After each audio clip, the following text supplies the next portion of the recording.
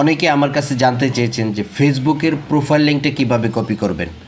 তো সেই কমেন্টসের ভিত্তিতেই ডেস্কটপ থেকে কীভাবে প্রোফাইল লিঙ্ক কপি করবেন এবং মোবাইল থেকে কীভাবে কপি করবেন দুইটি বিষয় আমি দেখিয়ে দিচ্ছি।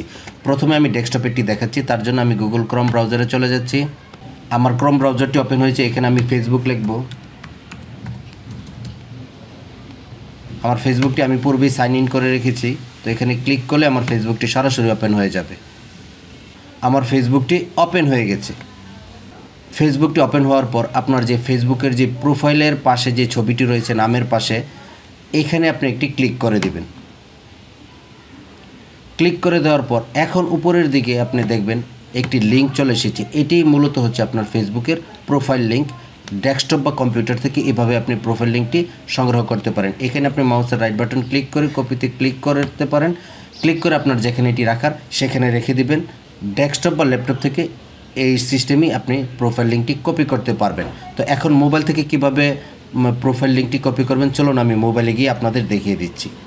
ওকে, অলরেডি আমরা মোবাইল এনভায়রনমেন্টে চলে এসেছি। এখান থেকে ফেসবুক লিঙ্ক কপি করার জন্য আমরা ফেসবুক আইকনে ক্লিক করে দেব। ক্লিক করে দেওয়ার পর আমরা এই যে বাম পাশে যে প্রোফাইল আইকন রয়েছে এখানে ক্লিক করে দেব। ক্লিক করে দেওয়ার পর এই যে দেখুন প্রফেশনাল ড্যাশবোর্ডের নিচে 3 লাইন একটি অপশন রয়েছে, 3 লাইনে ক্লিক করে দেব।